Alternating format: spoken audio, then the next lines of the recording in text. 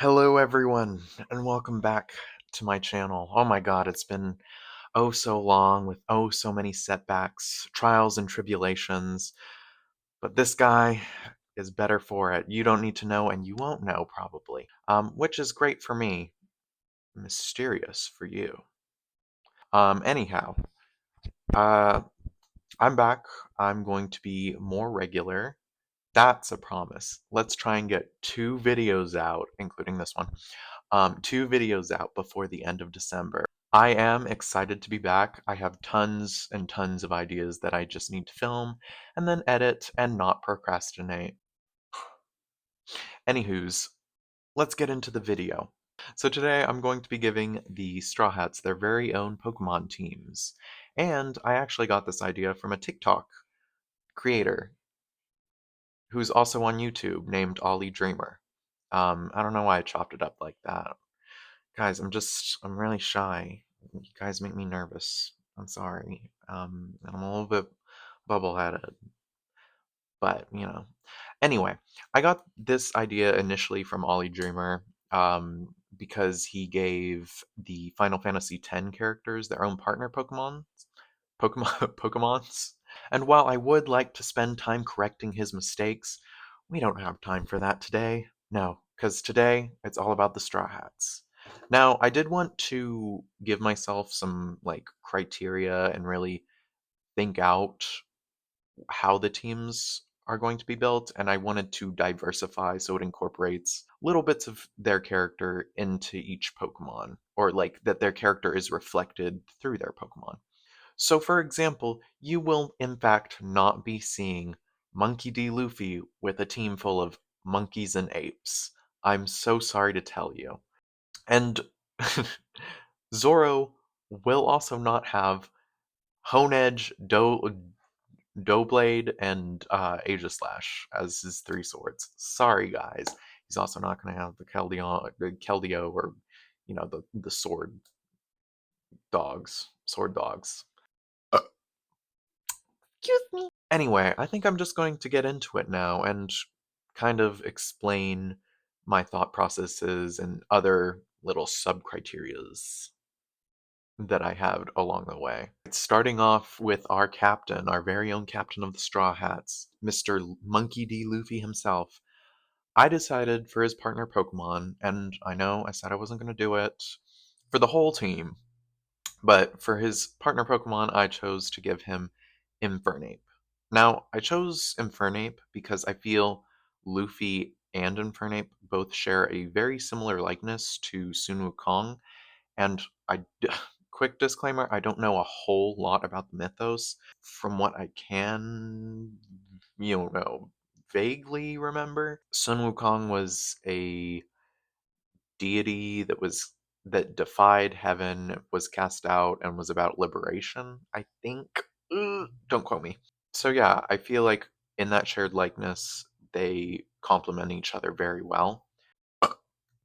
Not only that, but the fire typing of Infernape is kind of like paying homage to his brother Ace, and also Sabo, because I guess Flame Fruit and whatnot, and Will's share of Wills. Moving on to his next Pokemon, I chose to give him Ludicolo. This one's not for anything necessarily deep. It's sort of just like the celebratory attitude and very joy boyishness of of Luffy. Uh, and I'd say Ludicolo would definitely match the party energy, that after arc party. But yeah, I know that Ludicolo isn't really a super strong Pokemon, but this is kind of what I was talking about with diversity when it comes to the Pokemon teams. Like, not all of them are going to be starters or megas, or what have you. Some of them are just going to be Pokemon that are cool and they need a little more love. And who better to love them than the Straw Hat Pirates? Moving on. So, my idea with the dragon typing is to give only elite characters in the One Piece world a dragon type. There are exceptions, but I was kind of thinking, oh, supernovas or what is it? Because it's supernovas, also known as the worst generation, warlords, Yonko, admirals, so on and so forth. That sort of level of character. So for Luffy's, I decided to give him the classic, the first Dragonite. I think Dragonite, out of probably all of them, probably all of the dragon types, is the most joyous, super fast, and I think as well, just in terms of Pokemon, it has really stood the test of time in being viable. When it comes to just like I don't know, competitive play. I don't have like a whole lot, but that's just to represent that he's in the worst generation. I should mention right now, I should have mentioned this in the intro. These teams are full, but they're not like complete. They're still a work in progress. Some of them I am set on, some of them I'm not, but I just wanted to challenge myself to give all the Straw Hats a full Pokemon team. So I may revisit this actually in a year or so when we get the Elbaf arc that's animated. Anyway, back to business. For his fourth Pokemon, I decided to give Luffy a Togetic. And I decided Togetic over Togekiss because I still feel that the Straw Hat crew should have room to grow, just like their Pokemon. So giving them some pre evolutions is part of that. But why Togetic specifically? For anyone who doesn't play Pokemon, Togepi is the pre-evolution of Togetic, and the requirements to evolve Togepi into Togetic is friendship and level up. And I feel like that really suits Luffy's character. Some of y'all might want to put Lucario or Riolu in this spot, but I also, in terms of like diversifying the team, I don't want to have like two fighting types. I'm not going to always get my way in these lists, but yeah, I also think Togepi and Togetic are just such staples in the Pokemon anime. They're very iconic. So why not give it to a very iconic man such as Luffy? For his fifth Pokemon, this was kind of hard. Luffy's team in general was really hard for me, I'm not gonna lie. For his fifth Pokemon, I decided to give him Gengar. I feel like Gengar could represent the misunderstood nature of Luffy at times, like how it was in the very beginning of the show. When I don't know, he hit uh Kobe, and Kobe didn't realize till after that he was looking out for what that Luffy was actually looking out for Kobe. So moving on to his sixth and final member, I decided to give him Swalot. Um, Very odd choice, I know, and we have two poison types, but I feel like Swalot for Luffy, could represent his post time skip, like poison immunity, as well as that gluttonous part of his character. And when I like looked up the photo of Swalot just to, gauge, it also reminded me of the face that Luffy makes when he tries to lie. So it just kind of works out. I did also want to mention, because he is a Yonko, I decided to give him a legendary. I decided that Yonkos and admirals like that next tier, not just supernovas or warlords, but like legendary pirates, legendary characters deserve a legendary that also goes along with them. So for his legendary, I chose Ho-Oh. It's just kind of like Ho-Oh is just kind of a beacon of sun and light and good. Very basic, I know, but it fits Luffy's character. So without further ado, this is kind of what Luffy's team would look like. All right, moving on to the first mate and swordsman of the Straw Hat Pirates, we have Pirate Hunter Zoro. So for Zoro's Pokemon team, I did want three of them to represent his swords in the story. Excuse me. This is just up till the current time, so I don't have one that represents, what was it, Shisui? The one he gave back to the land of Wano. that was Ryuma's blade, or anything like that. So we've just got the 3 blades he's using now.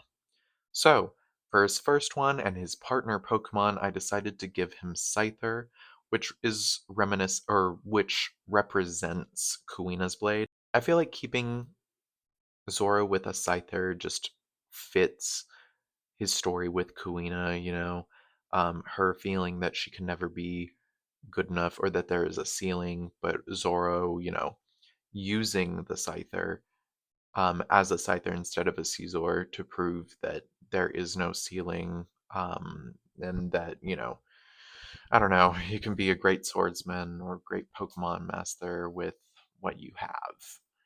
I don't know. I probably didn't do the story justice. I'm sorry, but that's just kind of what Scyther to me represents on his team.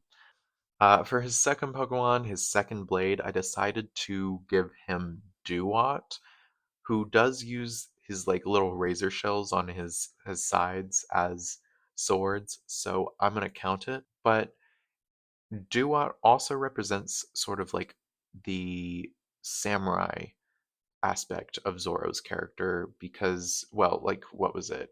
At least in the English dub, Vivi had referred to Zoro as Mr. Bushido, and Bushido is like the code of the warrior, I believe, or the code of the samurai, which I don't know a whole lot about. I just know that that's what Bushido is. But yeah, and I again pre-evolution to Samurott, so it leaves room for growth of character, which I still believe these characters, have, considering we're not even, I mean, we're not there yet in the story. We're not at the final countdown.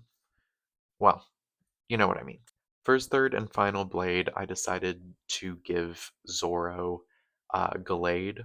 And I guess, like, my explanation for why I chose Gallade over Ceruledge is I think that Gallade better represents his chivalrous attitude. I know when you think chivalry, you think Sanji. I'm not a huge fan of Sanji, but I do believe Zoro is more sincere and genuinely chivalrous than Sanji. But that's a whole nother story. Moving on to his worst generation Pokemon, I decided to give him Garchomp. To me, they just sort of share again like a similar vibe. I can see them both like getting frustrated at being lost together. I feel like having Garchomp on Zoro's team really captures how scary he can be, but also if you give Garchomp the goofiness of Zoro's character, it they complement each other very well. For his fifth Pokemon, I decided to give Zoro Annihilate. The reason why I chose Annihilate was because it sort of represents his title as the King of Hell, with that ghost typing, but also with the fighting type, his hard work and determination and how undying they both are. I feel like Annihilate really encompasses all of that as a Pokemon on his team. And for his sixth and final Pokemon, I decided that it should be Skarmory. And I chose Skarmory for a more literal sense, just because in the Pokedex entries, it is said that after, shedding some of its feathers, people would collect them and make swords out of them. And I just felt sword. That's so Zoro. So I just felt like it was very appropriate for Zoro to own a Skarmory. Some of you may be upset that I didn't incorporate Moss Head or his sleeping into it. It was very hard. But I also wanted his team to look like Zoro. You know what I mean? Like it just needs to, you see him and you see his Pokemon and you think Zoro. I want their Pokemon to reflect their character above all, and I feel as though I've done a pretty good job with Zoro. So, since all is said and done with Mr. Zoro, here is what his team would end up looking like. Moving on to our third crew member. Yes, she was the third ever. Argue with your mama, I don't care. Um, Miss Nami herself, the cat burglar, our very own navigator. So for her first and partner Pokemon, I decided to just keep it tried and true to her character as a thief and give her a Liepard. Some of you may have wanted to give her a Meowth or a Persian, but I think a Liepard kind of fits her greed, I guess. I guess because I don't know if she's really greedy. I don't think she's very greedy, I should say. I feel as though Liepard really represents sort of her desire for berries and stuff and for the finer things. You know, Liepard looks very fashionable. And it's a very fast Pokemon. For her second Pokemon, I decided to give her a Clefairy. This one's a little more shallow, I guess, but I decided to give her Clefairy just because it's a very cute Pokemon. It hits hard. It's kind of like Jigglypuff. I could see you giving her Jigglypuff because of her what Jigglypuff did in the anime with Sing and being a bad bitch. But I decided to just give her Clefairy also because Clefairy has the ability Cute Charm, which we've seen, Nami seduce people here and there, just with her little wink. And the happiness punch, of course. So yeah, Clefairy. Now for her third Pokemon, I gave her Altaria.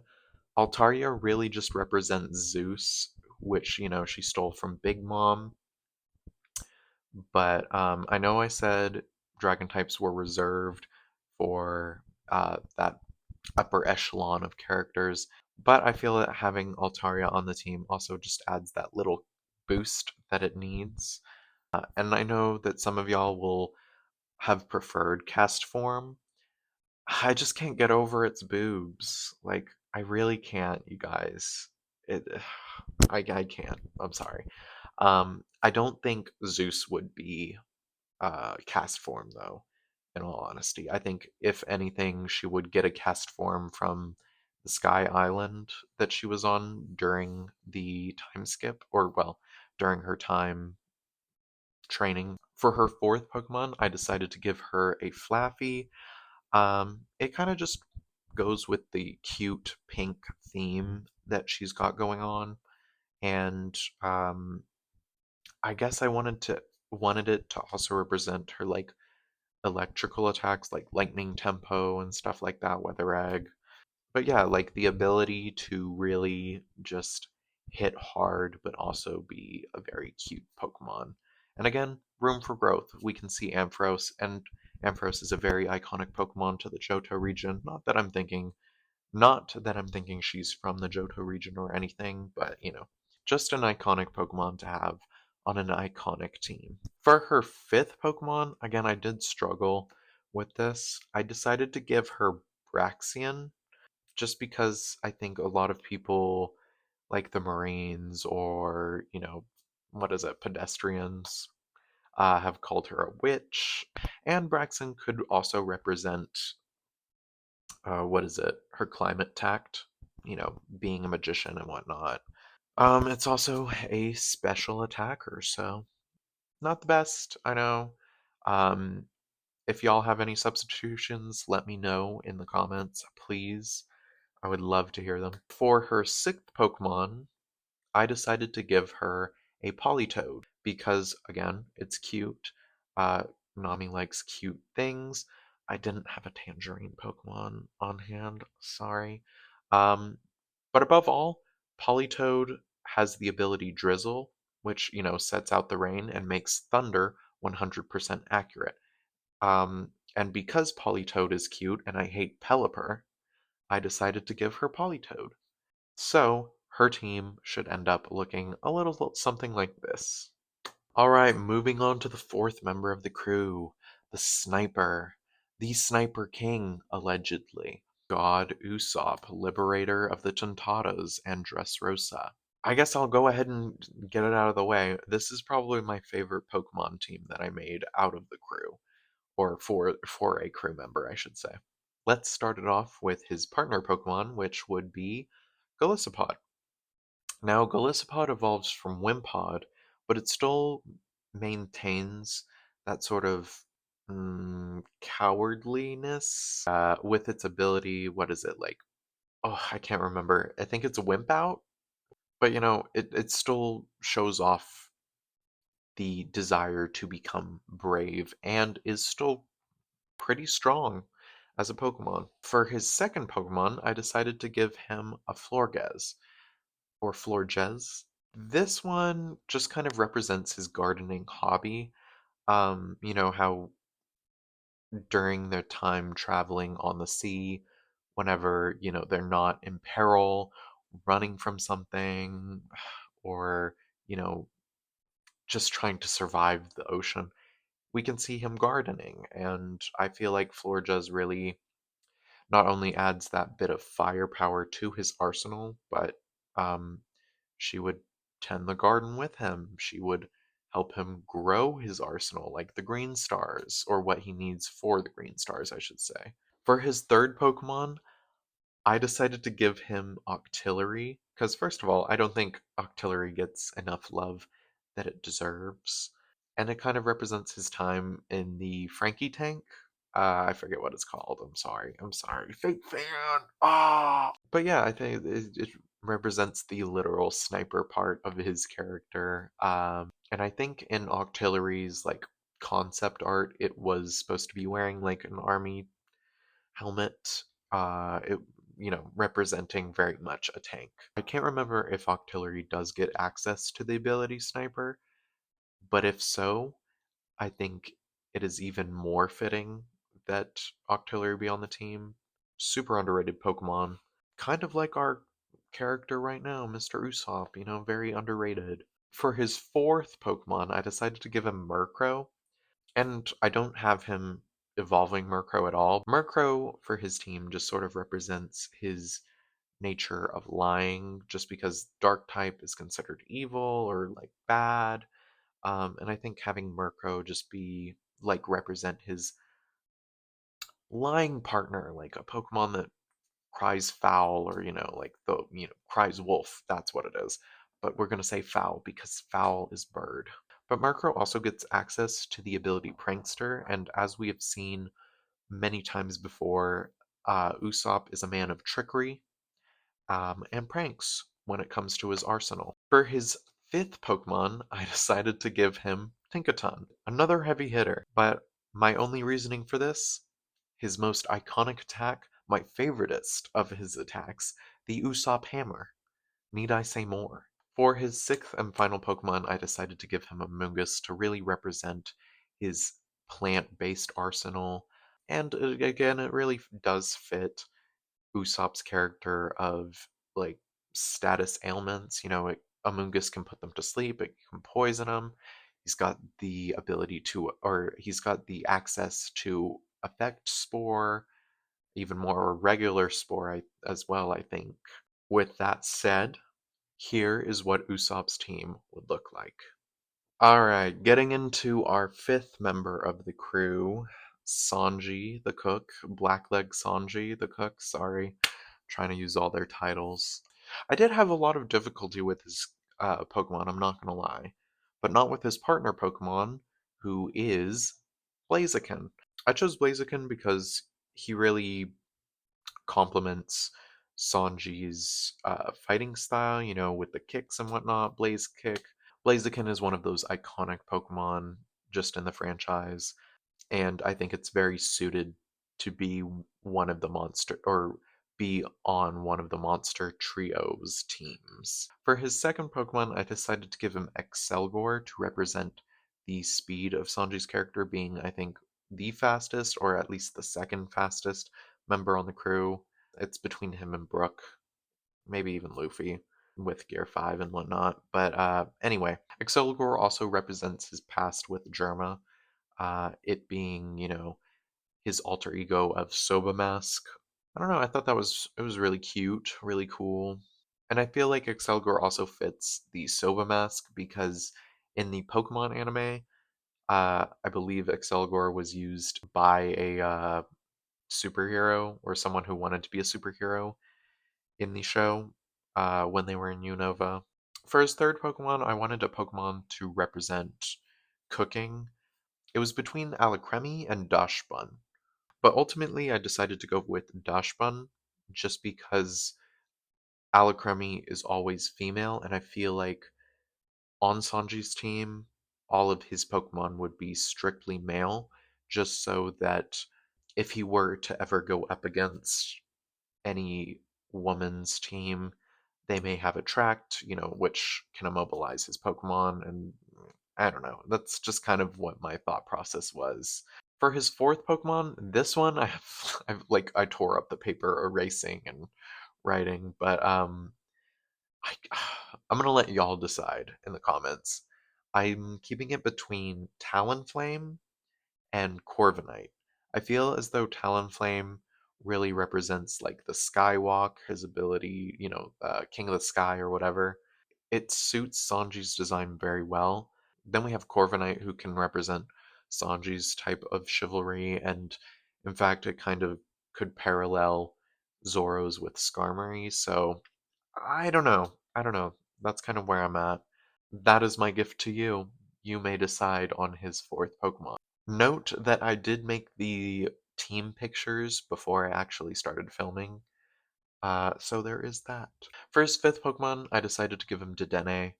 Dedenne, I feel like, is the cute mouse Pokemon. I didn't want to give him like Mousehold or anything like that. I don't know why. I felt like Dedenne really was that guy. He's very cute. It's the mouse that he feeds when he's a kid. It just represents his kindness toward animals and his willingness to feed people who are hungry and in need. See, I can talk nicely about Sanji's character and the good things. And then moving on to his sixth Pokemon, Cubone. If you know, you know, but his mom's dead. And he wore a helmet when he was a kid. It's a bit cruel to to give him a Cubone, but I don't know. I think it fits pretty damn well. Pretty damn well. Now y'all can feel bad about him or bad for him. You're welcome. Anywho, this is what his team kind of looks like. For our sixth member, I won't even front you guys. I kind of phoned it in. I know, I went a little too literal with him, but here we are. Tony Chopper, Cotton Candy Lover, Chopper. For his partner Pokemon, I decided to give him a Sawsbuck. Why? He's a deer. He's a deer. No, but I chose Sawsbuck over Stantler, for example, just because, first of all, Sawsbuck is that girl changing outfits every season. Never gonna catch her in the same outfit every season. But also, Sawsbuck is part grass type, which adds to that sort of like doctor healer type thing, especially with Hornleech, just recovering health. I think it has the access to Leech Seed, maybe Natural Cure, I can't recall. For a second Pokemon, Chansey, used by Nurse Joy in the anime. Nurse Joy's a doctor? Or is she just a nurse, actually? Oh my god. Whatever. Chansey care for Pokemon in the Pokemon centers, so why not have a Chansey on someone who is a doctor? For his third Pokemon, I decided to go with Bouffalant. Bouffalant just really represents his offensive and defensive capabilities. It's very big. It's got like the afro or whatever. I kind of saw it as representing guard point or even horn point. And I think Bouffalant just adds that bit of power that his team would otherwise be lacking, especially considering Chansey is kind of not a super great combat Pokemon. But yeah, Bouffalant. And for number 4 on his team, I decided to give him Slurpuff. Why? Slurpuff is cotton candy. And Tony Chopper loves cotton candy. I chose Slurpuff over its pre-evolution. I know the pre-evolution looks a lot more like cotton candy, but again, Chopper's got to pack that punch, you know? He's got to pack that pow pow. And he's not going to be doing that with a pre-evolution. And he's already got Chansey for that for for not fighting so good. Sorry, Chansey girl. Love you. Love you down. For his fifth Pokemon, I decided to give him Machoke. And I decided Machoke over Machamp. First of all, he doesn't have forearms. Second of all, it kind of reminds me a lot of his human form, his monster, or not even monster, because that's not his monster form at all, but like, his kind of human form, but also his desire to be more manly, like Zoro, like Usopp, his like aspiration to be a man, a good man, a strong man as a character. And for his sixth and final Pokemon, I decided to give him Abomasnow. Abomasnow just sort of represents where he's from on Drum Island. Abomasnow also just really reminds me of the snow rabbits, the abominable snow rabbits that attacked the crew. But then, they ended up being friends. So that's Chopper's team, and here's what it would look like. All right, moving on to our seventh Straw Hat crewmate, Miss Nico Robin, the Demon Child, our beloved archaeologist. This one was kind of tough, again. But for her partner Pokemon, I decided to give her Roserade. I decided on Roserade because she has the Hana Hana fruit, I believe. Or what is it, the Bloom Bloom fruit or the Flower fruit? Ooh, fake fan. Regardless, that Roserade just represents her devil fruit in general, whether it be the Flower, Bloom Bloom, Hana Hana. Ugh, I know, I'm bad. Shame on me. But also, Roserade hits this stance, very like the exact same stance as Nico Robin. So why wouldn't I give her Roserade? For her second Pokemon, I decided to give her Runagrigus. I feel as though Runagrigus is more fitting than Cofagrigus, though I could see her having a Cofagrigus as well, just because we got to meet her in the Alabasta arc, which is very Egyptian like or inspired by Regen. But I guess I chose Runagrigus just because it reminded me a lot more of the poneglyphs and her pursuit to find and read them. And it just also, I feel like Runagrius also just embodies her goal of uncovering the void century and recovering lost histories. For her third Pokemon, I decided to give her Xatu. I feel like Xatu really does fit her style, her vibe, very mysterious. Or Xatu also kind of represents the bird that she ended up catching on Jaya, so that she and the crew could go up to Skypiea. For her fourth Pokemon, I decided to give her Absol. Um, Absol is one of those Pokemon that's just misunderstood, It's believed that when it shows up, it brings disaster when actually Absol only appears to warn people about disaster. And I think that's fitting for her as someone who can read the poneglyphs, but also someone who has been given the title by the world government as the Demon Child. For her fifth Pokemon, I decided to give her Mimikyu. Why? Robin loves cute, scary things. It kind of represents her affinity for cuteness and cute things, as well as her dark sense of humor. For her sixth and final Pokemon, I decided to give Robin Greydilly. I decided on this fossil over the others, mainly because it's not an animal. Um, and I chose a fossil just to represent archaeology as a whole. But again, I'm saving the fossils for another video, another crew. This is what Robin's team looks like. All right, moving on to number 8, our eighth member of the crew, Franky, Mr. Super himself. I kind of phoned it in again with some of the explanations for his Pokemon, so I apologize, but I still feel as though they really do represent Franky.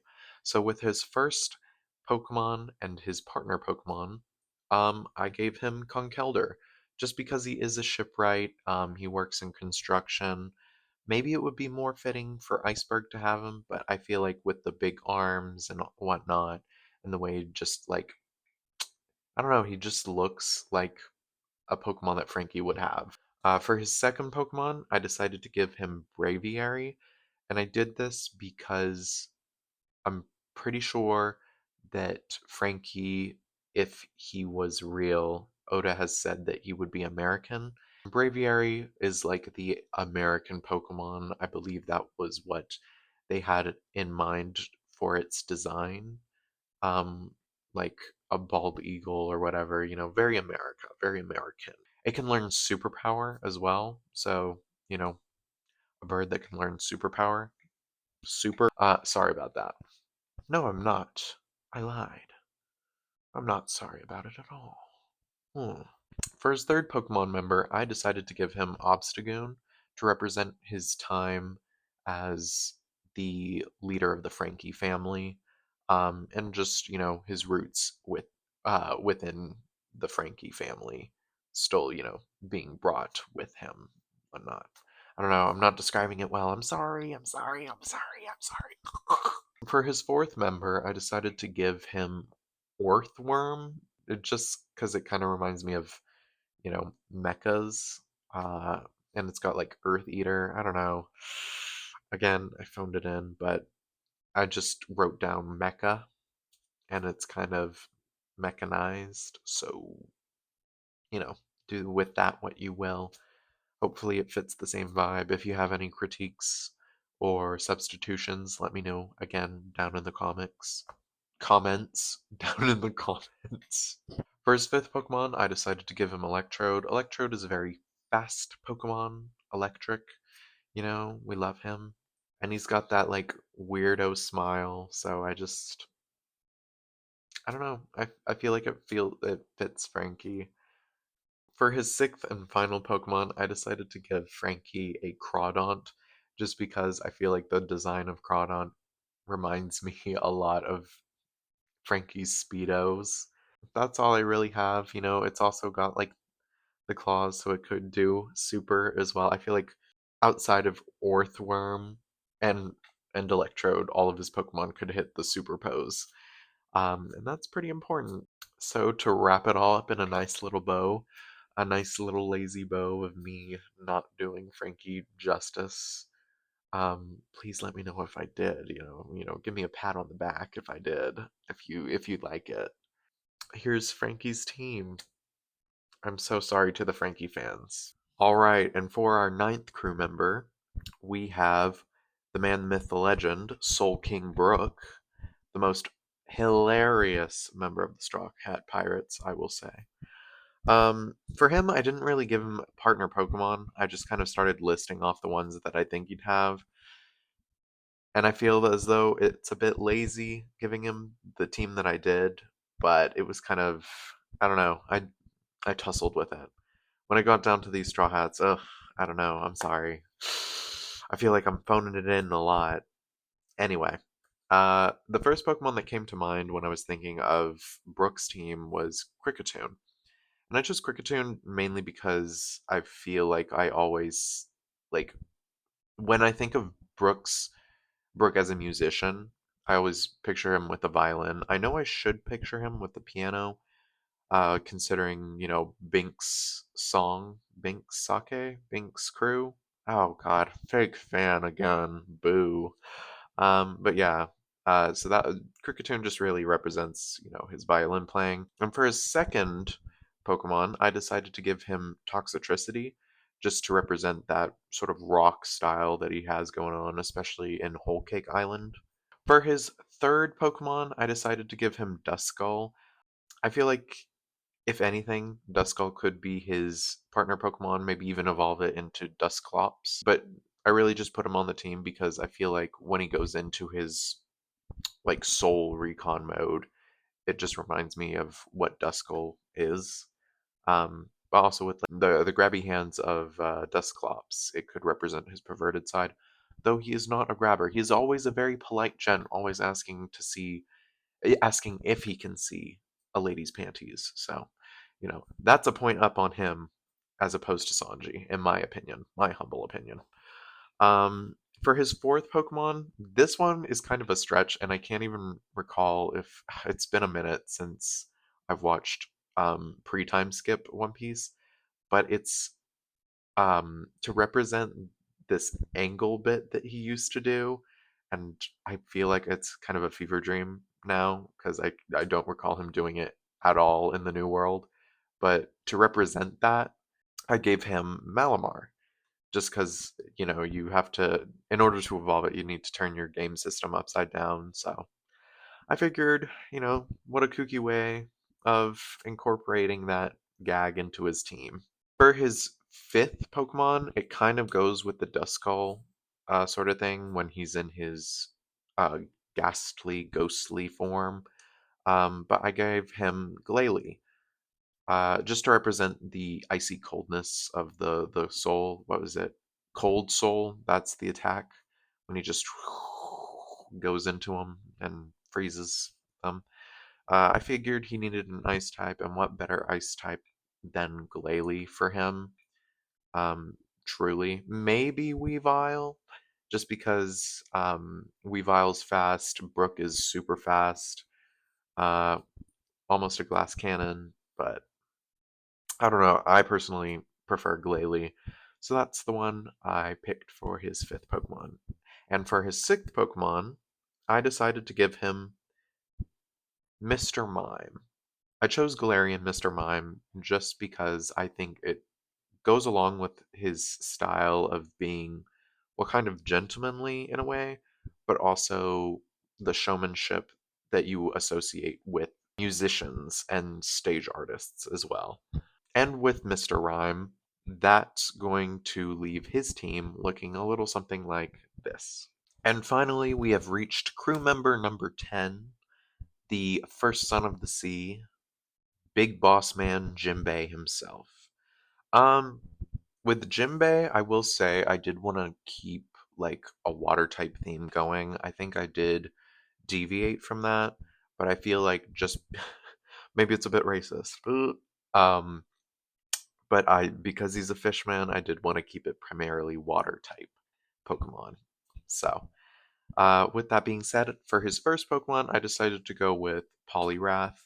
Um, and I feel like Poliwrath just really matches the serious sort of attitude or like the serious expression that Jinbei sort of always has on his face. And that's all I really have, to be honest. They just kind of match each other's vibes. Oh, that's the key thing of the video. If they match the same vibes, they can be on the team. If you hadn't noticed. But yeah, that's why I put Poliwrath. And for his second Pokemon to represent his status as a warlord, I gave him the Dragon type Kingdra. I feel like that's enough said. Fantastic Pokemon. Super bulky. Very, well, not super bulky, just what is it? He's very balanced. I think it's base stats 95 all around. I could be wrong. I could be dead wrong. But, it's a great typing.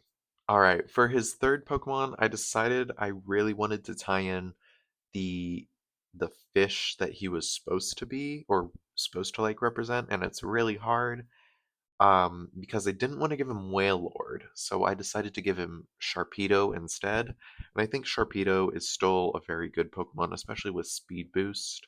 Um, and so I know that he's supposed to be a whale shark, and it may make more sense to have him possess a Wailord, but I think Sharpedo is a necessary like ferocious Pokemon to have on his team. And it helps. I don't know. It adds to that image of being a feared warlord of the sea, or well, former feared warlord of the sea. Proud Straw Hat now. For his fourth Pokemon, this is kind of where we deviate from that water type only trend that we had going on. It was nice while it lasted. But I decided to give him Sock.